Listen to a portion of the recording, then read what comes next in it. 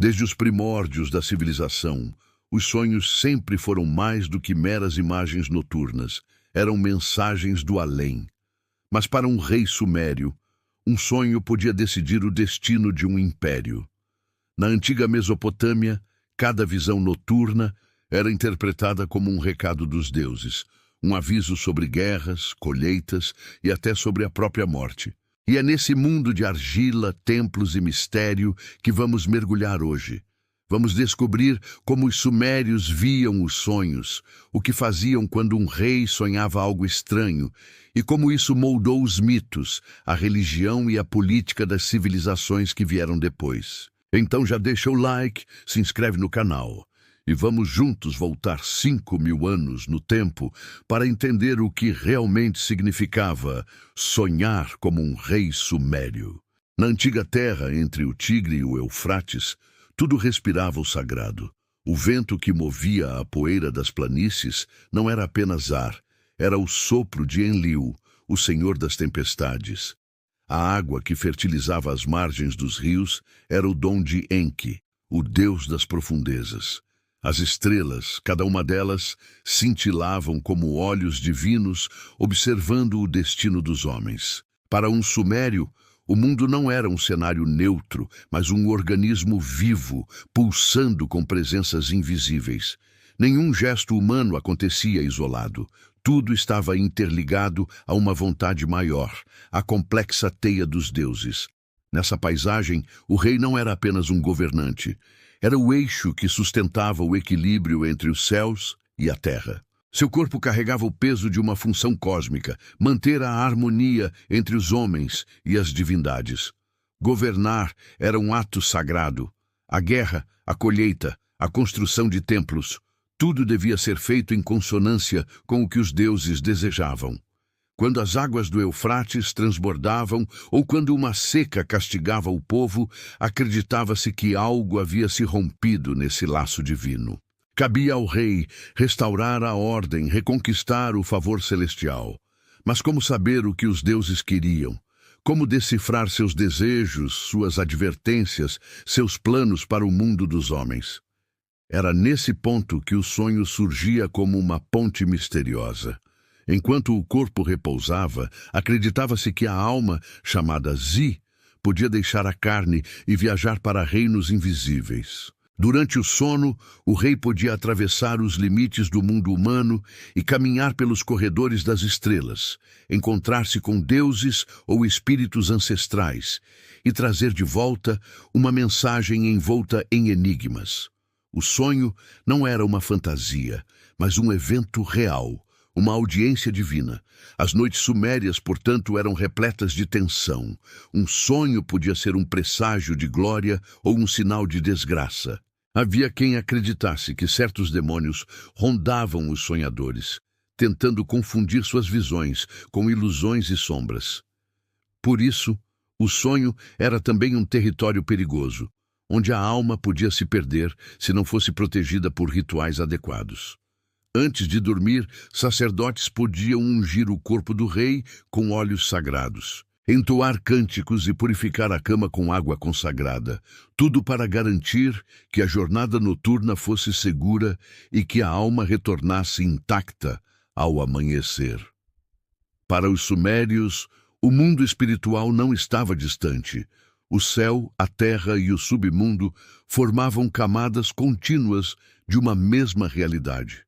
Dormir era, em certo sentido, atravessar essas fronteiras. Assim, o sonho tornava-se um canal direto com os deuses, uma forma de comunicação que dispensava templos e oferendas. A palavra divina podia surgir em imagens: uma serpente, uma árvore, uma luz intensa, um rio que secava.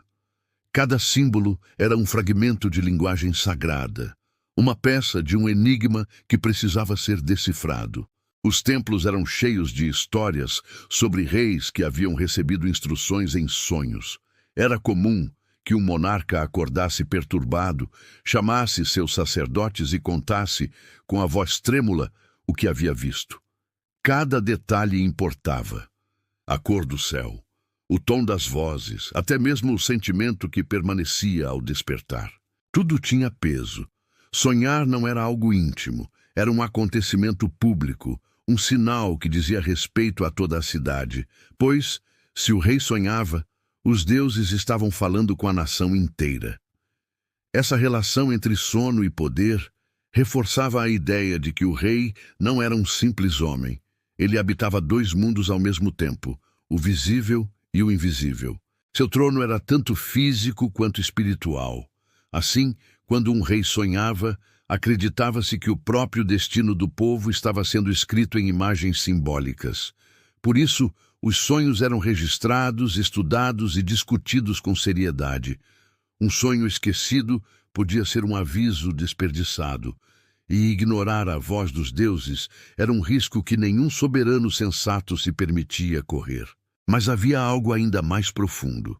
O sonho representava o próprio princípio da criação, uma fusão entre caos e ordem, entre mistério e revelação.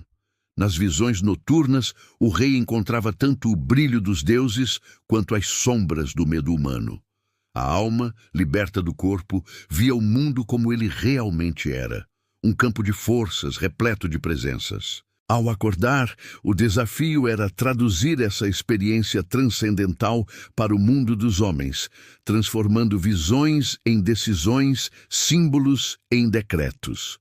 Em um tempo em que não havia separação entre religião, política e natureza, o sonho era o elo que unia todas as dimensões da existência. Era o ponto em que o invisível tocava o visível, onde os deuses sussurravam segredos a quem tivesse a coragem e o fardo de ouvir. O rei sumério vivia, portanto, em constante diálogo com o mistério. Seu reinado não se sustentava apenas por exércitos e alianças, mas pela capacidade de escutar os deuses enquanto dormia. E em cada noite, o destino da Suméria repousava junto com ele, esperando ser sonhado outra vez. Para um rei sumério, sonhar era governar. O poder não se sustentava apenas em exércitos ou leis, mas na capacidade de interpretar os desígnios do invisível. Nenhuma decisão importante, fosse declarar guerra, erguer um templo ou coroar um herdeiro, era tomada sem consultar os sinais dos deuses, e entre esses sinais, o sonho ocupava o lugar mais alto. Ele era o campo de comunicação direta entre o governante e o sagrado, o instante em que o destino da cidade podia mudar com uma simples visão noturna. As tabuletas cuneiformes revelam que os sonhos reais eram tratados como documentos oficiais. Quando o rei sonhava, o evento era registrado por escribas, estudado por sacerdotes e discutido em assembleias religiosas. O sonho era um decreto divino em potencial, uma mensagem que podia redefinir os rumos da política. Os templos possuíam salas específicas para esse tipo de análise, espaços silenciosos, iluminados por lamparinas de óleo, onde os sacerdotes intérpretes traduziam o idioma dos deuses. Esses intérpretes, conhecidos como Baru ou Shabru, formavam uma casta poderosa. Eram eles que liam os sinais do mundo, o voo dos pássaros, o ruído do vento, o formato das vísceras de um animal sacrificado e, claro, os sonhos dos reis. Acreditava-se que esses sacerdotes possuíam um tipo especial de sensibilidade, uma visão que ultrapassava o domínio humano. Quando um rei narrava seu sonho, o Baru o escutava com atenção, fazendo perguntas minuciosas. Havia luz ou escuridão? O Deus falava ou apenas olhava? A direção do templo estava voltada para o norte ou para o leste? Cada detalhe possuía um valor simbólico. O sonho era desmontado como um enigma e depois reconstruído em forma de profecia. Entre os relatos mais impressionantes está o sonho de Gudea, o rei de Lagash, um dos episódios mais conhecidos da história suméria. Gudea dormia quando teve uma visão intensa. Diante dele apareceu uma figura majestosa, com uma coroa de chifres, sinal de divindade, acompanhada de uma deusa que desenhava um templo sobre uma tábua de argila. O deus segurava um estilete, o instrumento sagrado da escrita, e traçava o plano de um edifício. Ao despertar, Gudea chamou os sacerdotes e descreveu o sonho com precisão. Eles o interpretaram. O deus era Ningirsu, o protetor da cidade, e o desenho do templo era um comando divino. Gudea deveria construir o santuário para restaurar a harmonia entre os céus e a terra. O rei não hesitou. Mandou erguer o templo exatamente como havia visto em sonho. Cada pedra foi colocada de acordo com as medidas reveladas na visão. O próprio Gudea supervisionou a obra, e quando o templo ficou pronto, proclamou que não havia agido por vontade própria, mas sob orientação dos deuses. Esse ato não apenas fortaleceu sua imagem de governante justo e devoto, como também consolidou seu poder político. O sonho, transformado em pedra, tornou-se um monumento à legitimidade divina de seu reinado. Casos como o de Gudea não eram exceção. Muitos reis mesopotâmicos seguiam o mesmo princípio. Um sonho favorável podia ser usado para justificar campanhas militares, alianças ou reformas. Um presságio positivo significava que o rei estava em harmonia com os deuses. Já um pesadelo podia ser interpretado como sinal de desagrado celestial, exigindo rituais de purificação ou até a substituição de conselheiros considerados impuros. Assim, o sonho tornava-se uma ferramenta de governo, um espelho da relação entre o poder humano e o divino.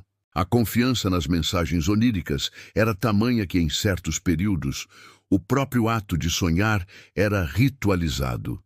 Reis dormiam em templos, sobre camas consagradas, esperando receber visões. Esse costume era conhecido como incubação. O local mais usado para isso eram os Eshgal, grandes templos dedicados às divindades protetoras da cidade.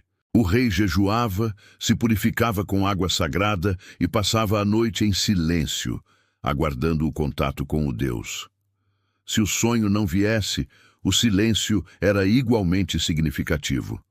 Às vezes interpretado como sinal de que os deuses ainda não haviam decidido o destino do reino.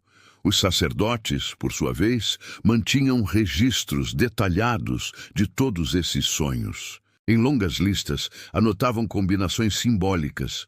Se o rei sonha com um rio transbordando, sinal de abundância. Se o rei sonha com fogo sobre a cidade, perigo de invasão. Se vê um Deus sem rosto, castigo se aproxima.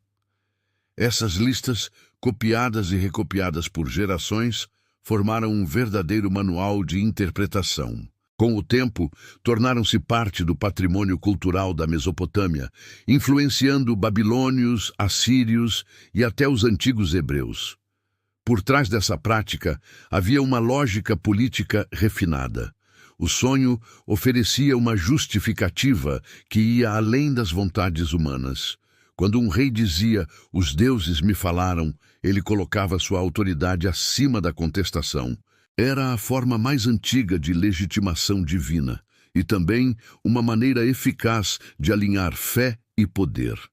As decisões deixavam de ser apenas estratégicas. Tornavam-se sagradas. O rei era, portanto, o intérprete último da vontade celestial, aquele que traduzia a linguagem dos deuses em leis e construções, vitórias e sacrifícios. Para os sumérios, sonhar não era um descanso, era o prolongamento do governo.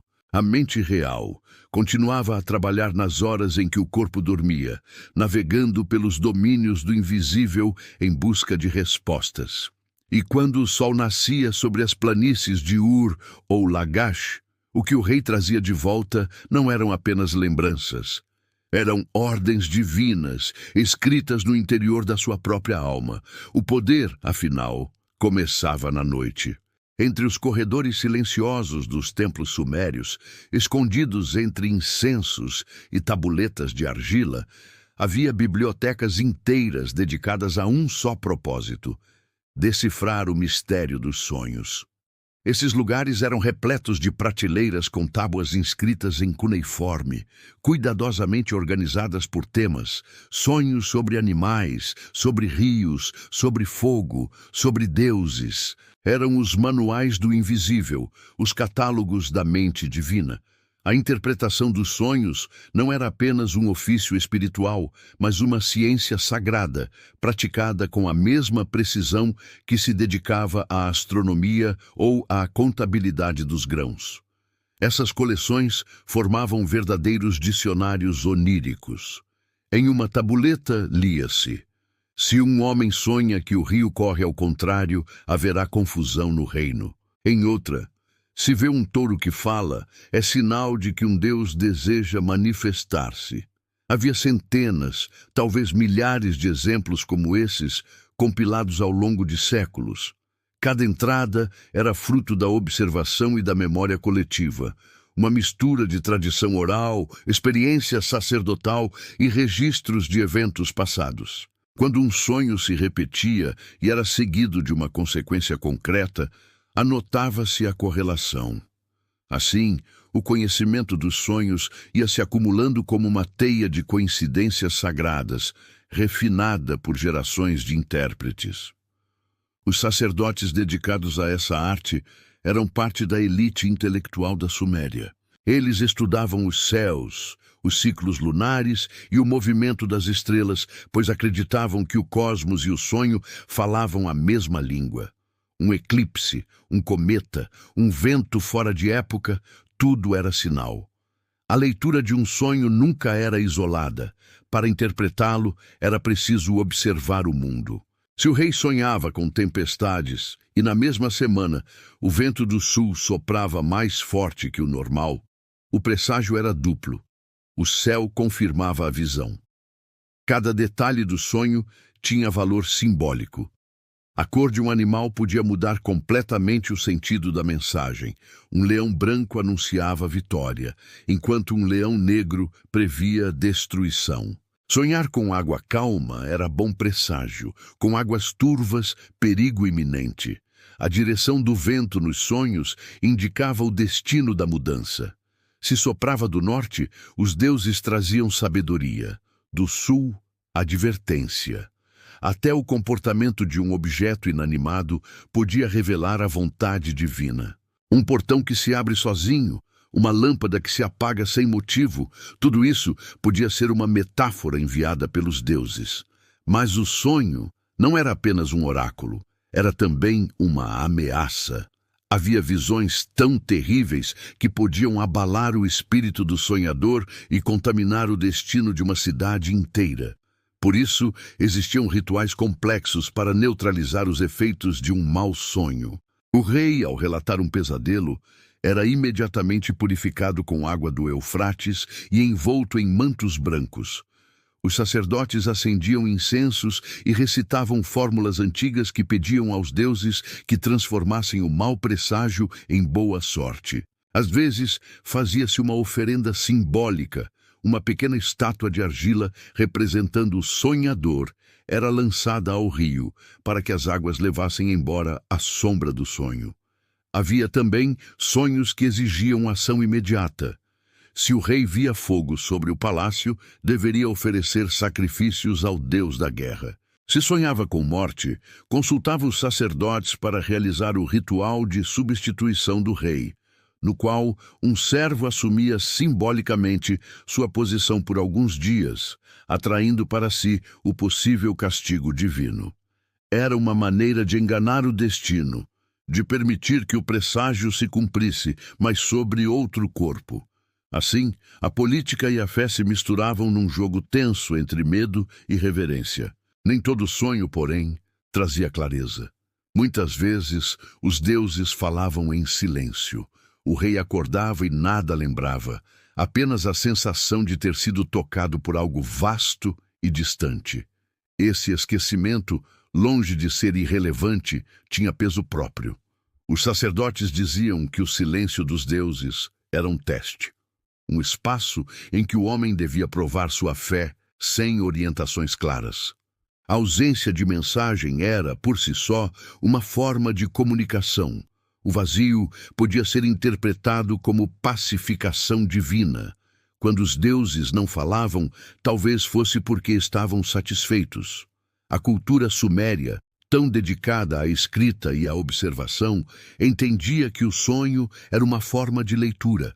Ler um sonho era decifrar um texto que os deuses escreviam nas sombras da mente. Por isso, o ato de registrar um sonho tinha o mesmo valor que registrar uma lei ou um tratado. Era uma tentativa de capturar o instante em que o mundo invisível se derramava sobre o visível. Cada tabuleta com inscrições oníricas era, no fundo, uma ponte entre dois planos, o da argila e o do espírito.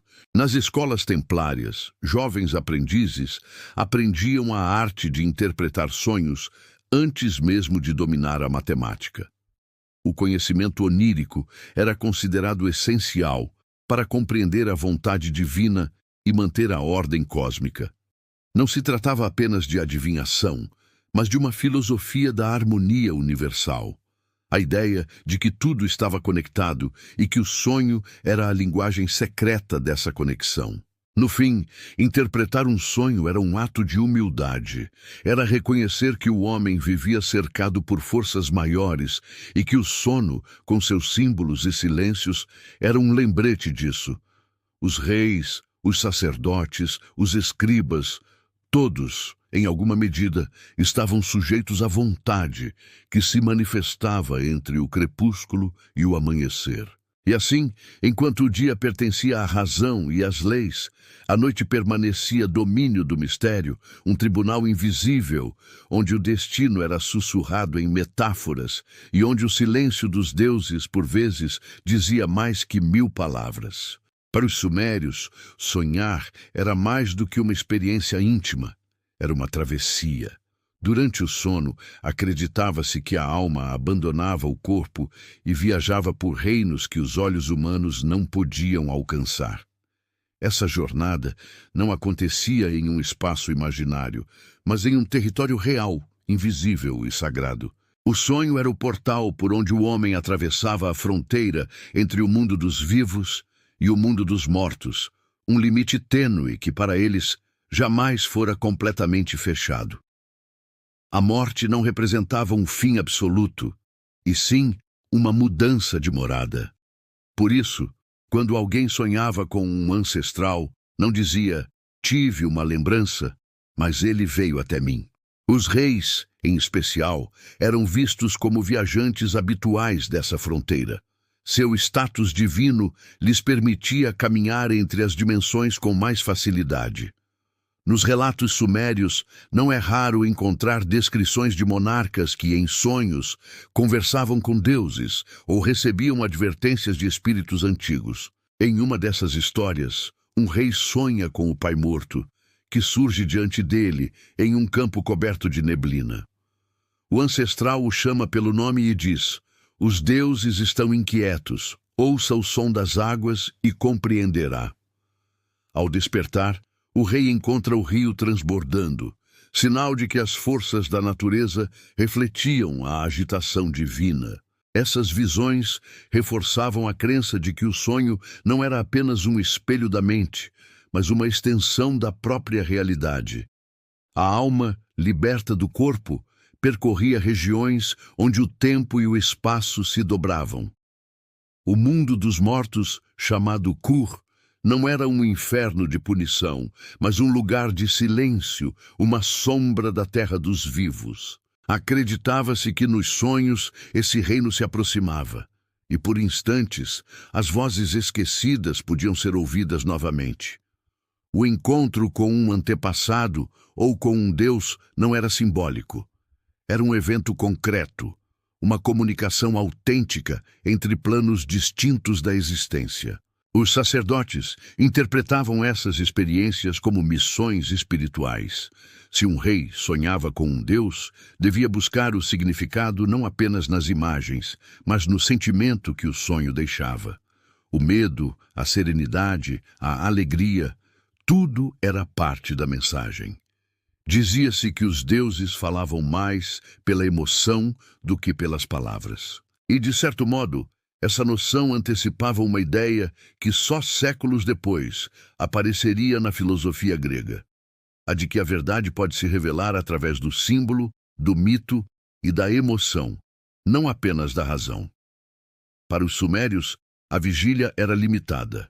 A consciência desperta via apenas uma fração do real, como um reflexo distorcido sobre a superfície de um rio. O sonho, ao contrário, mergulhava nas profundezas. Era ali, no escuro do sono, que o homem podia tocar o tecido do cosmos. O filósofo moderno talvez chamasse isso de inconsciente, mas para o sumério era a própria estrutura divina do mundo. A mente humana era um espelho do universo, e o sonho, o instante em que esse espelho se tornava transparente. Essa visão tinha implicações profundas na maneira como os sumérios entendiam a vida e a morte. Como o contato com os mortos era possível através dos sonhos, o luto assumia um tom de continuidade, não de separação. As famílias deixavam oferendas nos túmulos e, à noite, esperavam que os espíritos viessem em sonho agradecer. Em algumas cidades, havia até sacerdotes especializados em interpretar mensagens de entes falecidos. Diziam que o morto podia aconselhar o vivo, adverti-lo sobre perigos ou pedir rituais para alcançar repouso.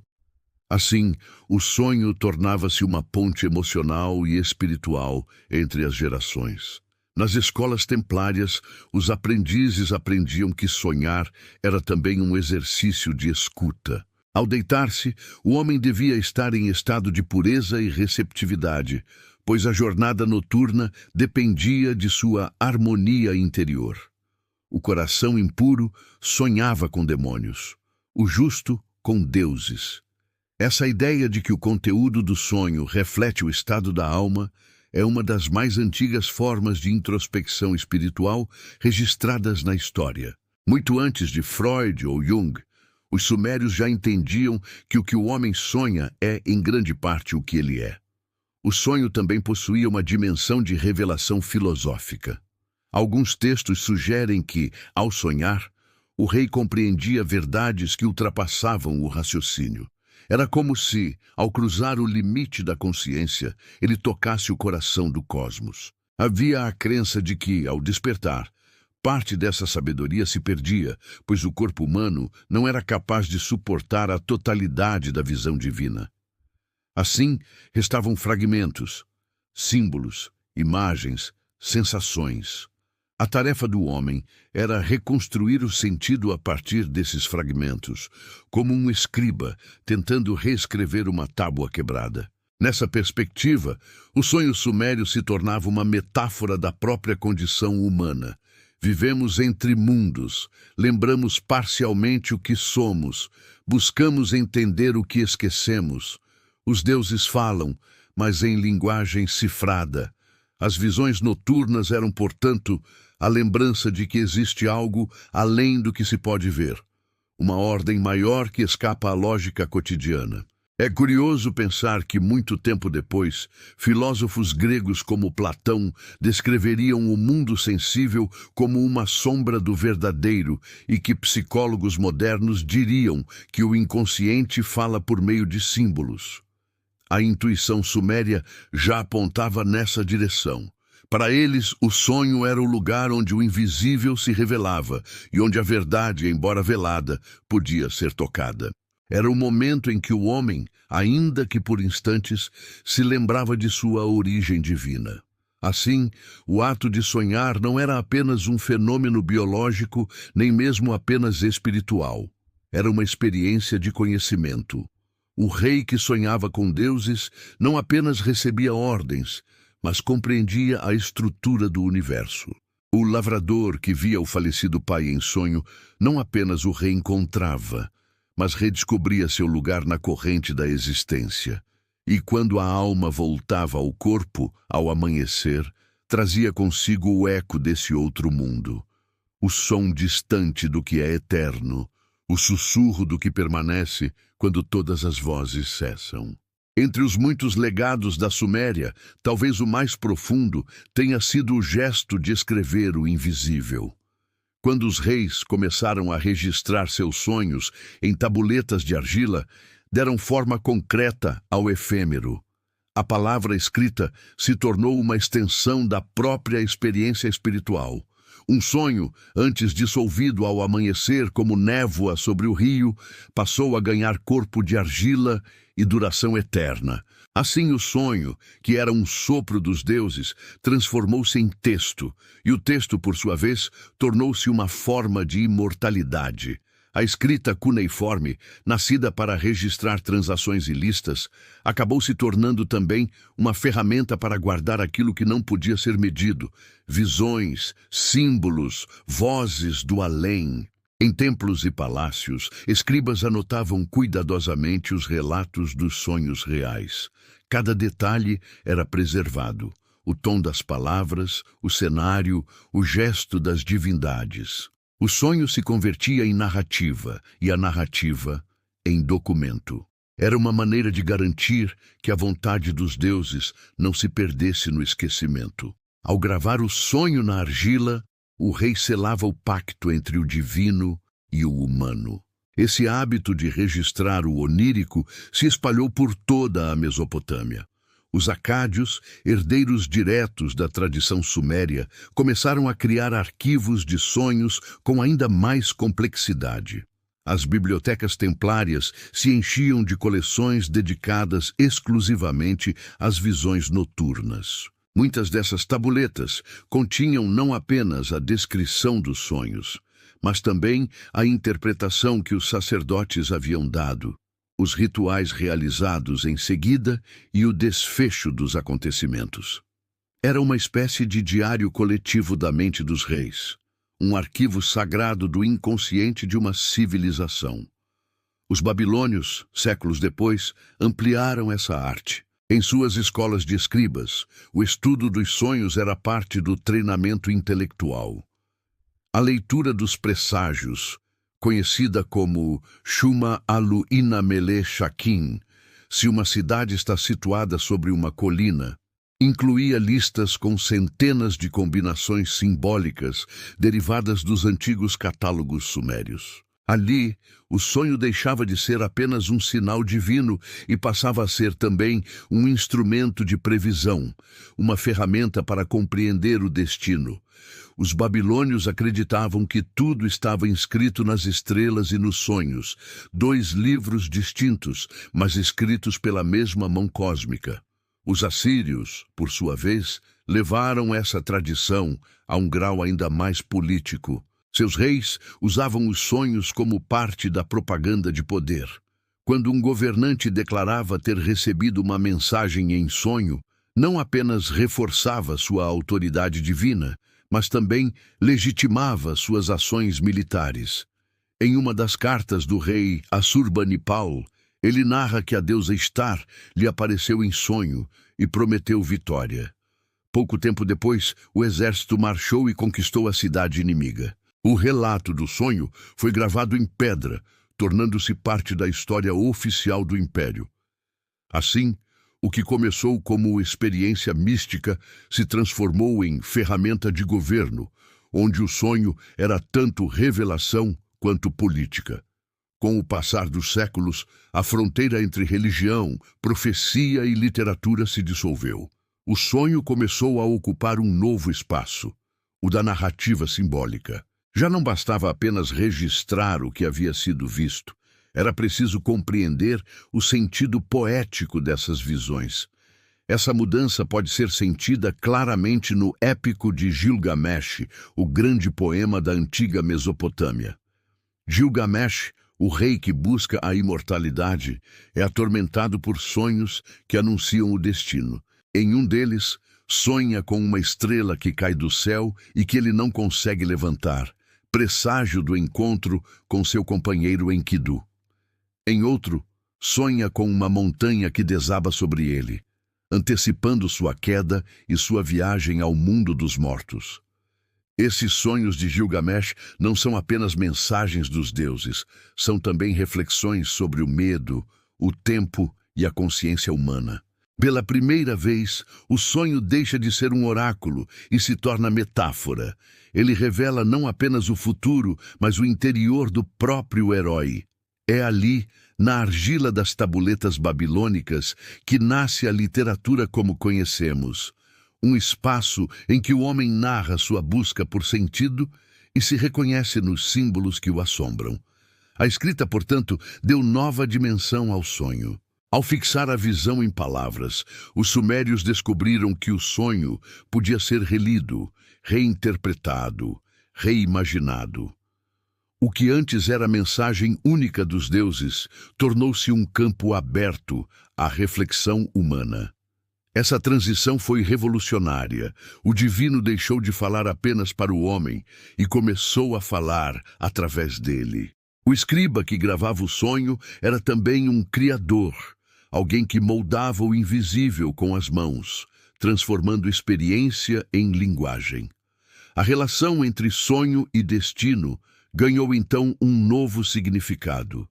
Se antes o sonho ditava o futuro, agora ele também o escrevia. A tábua de argila funcionava como um espelho do cosmos. Nela, o que fora sonhado se tornava palavra, e a palavra, por sua vez, criava o mundo. Era uma maneira de dominar o indomável, de dar forma ao que não tem corpo. O destino que antes parecia imposto pelos deuses, agora podia ser descrito, compreendido e, em certa medida, interpretado. Essa herança atravessou milênios. Quando os gregos e hebreus herdaram as tradições mesopotâmicas, levaram consigo essa noção do sonho como revelação escrita. Nos séculos seguintes, o sonho continuaria a ser visto como um texto a ser decifrado, primeiro pelos profetas, depois pelos filósofos e, por fim, pelos poetas e psicanalistas. O gesto sumério de registrar o sonho inaugurou não apenas uma prática religiosa, mas uma forma de pensar. Ao escrever seus sonhos, os reis sumérios talvez não imaginassem que estavam criando algo maior que seus impérios. Sem perceber, deram origem à ideia de que a palavra pode conter o invisível e que o homem, ao narrar o que vê na escuridão, se aproxima dos deuses. A escrita fez do sonho uma ponte entre o efêmero e o eterno, uma forma de gravar na argila do tempo aquilo que o sono apenas permitia tocar por um instante. O legado dos sonhos sumérios atravessou os séculos como um sussurro persistente. Mesmo quando seus templos se tornaram ruínas e suas tabuletas se fragmentaram no pó do deserto, a crença de que o sonho carrega uma mensagem, algo além do acaso, continuou viva.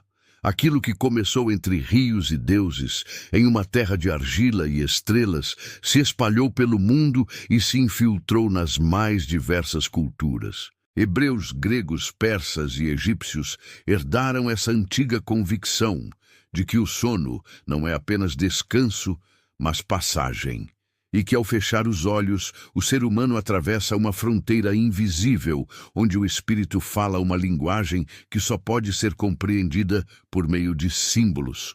Os sonhos deixaram de ser apenas ferramentas dos reis e sacerdotes e passaram a pertencer a todos. Quando as civilizações posteriores começaram a reinterpretar os ensinamentos mesopotâmicos, o sonho ganhou novas formas e nomes. Na tradição hebraica, José, filho de Jacó, sonha com feixes de trigo e estrelas se curvando. Visões que, como nas antigas tabuletas de Lagash, anunciam destino e poder. Entre os gregos, os sonhos se tornaram parte da filosofia e da medicina. Hipócrates os via como reflexos do corpo. Platão os entendia como ecos da alma e Aristóteles como fragmentos desordenados da experiência. Em todos esses ecos há um traço sumério, a ideia de que sonhar é uma forma de diálogo entre mundos. Com o passar dos milênios, essa crença se transformou, mas nunca desapareceu. No medievo, o sonho voltou a ser visto como sinal divino, um espaço em que anjos e demônios podiam se manifestar. No Renascimento, tornou-se metáfora da imaginação criadora, e no século XIX, com Freud e Jung, O sonho voltou a ser aquilo que sempre foi para os sumérios, uma mensagem a ser decifrada. A diferença é que, agora, o mensageiro não era mais o Deus dos céus, mas o próprio inconsciente. Freud descreveu os sonhos como a estrada real para o inconsciente, um território simbólico onde desejos, medos e memórias se manifestam disfarçados. Jung foi ainda além. Acreditava que os sonhos revelavam arquétipos universais, imagens que pertencem à humanidade desde seus primórdios. Sem sabê-lo, ambos estavam dialogando com algo que os sacerdotes de Nippur já intuíram há 5.000 anos, que o sonho é o espelho do invisível. Quando o rei sumério acordava perturbado e chamava seus intérpretes para compreender o significado de uma visão noturna, estava realizando o mesmo gesto que fazemos hoje, ao tentar entender o que nossos próprios sonhos querem nos dizer. Há uma continuidade silenciosa entre aquele rei que via deuses em seu sono e o homem moderno que vê rostos estranhos ou cenários impossíveis e acorda com a sensação de ter recebido um aviso. O contexto mudou, os símbolos mudaram, mas o impulso é o mesmo: decifrar o mistério. O sonho permanece sendo uma linguagem que não dominamos completamente, mas que insiste em nos falar. Os sumérios acreditavam que cada sonho continha um pedaço do destino. Hoje, talvez digamos que contém um pedaço de nós mesmos. Essa herança antiga também moldou nossa arte. Pintores, poetas e cineastas continuam a explorar o território onírico como se fosse um espelho das profundezas humanas. As visões fragmentadas, os cenários impossíveis, a mistura de medo e revelação, tudo isso já estava presente nas narrativas sumérias. A diferença é que, enquanto eles viam nisso a voz dos deuses, nós vemos a voz interior. Ainda assim, o gesto é idêntico: tentar traduzir o indizível. De certa forma, continuamos a viver na sombra dos zigurates e das tabuletas de argila. Continuamos a perguntar, como o rei de Ur perguntava a seus sacerdotes, o que isso significa? Ainda buscamos sentido nas imagens noturnas. Ainda acreditamos que há uma mensagem escondida nas águas turvas do sono. Talvez os deuses tenham mudado de nome. Talvez agora os chamemos de inconsciente, instinto ou imaginação, mas o impulso de ouvir o invisível continua o mesmo. O sonho, afinal, é a mais antiga forma de filosofia. Antes que existissem livros, escolas ou sistemas de pensamento, já havia o ato de sonhar e tentar compreender. Cada civilização acrescentou sua camada a esse enigma, mas o coração da pergunta nunca mudou. Por que sonhamos? O que nos é revelado quando o corpo dorme e a mente desperta para outro mundo? Os sumérios acreditavam que o sonho era um presente dos deuses, às vezes bênção, às vezes advertência. Hoje, talvez o vejamos como um presente de nós mesmos, uma mensagem que vem das profundezas do ser. Mas o efeito é o mesmo. Ao acordar, ainda sentimos a necessidade de entender. Ainda sentimos que algo nos foi dito, mesmo que em uma língua esquecida. No fundo, essa é a verdadeira herança dos reis de Ur. Eles nos ensinaram a escutar o que o silêncio diz, a procurar significado naquilo que parece apenas um fragmento de caos.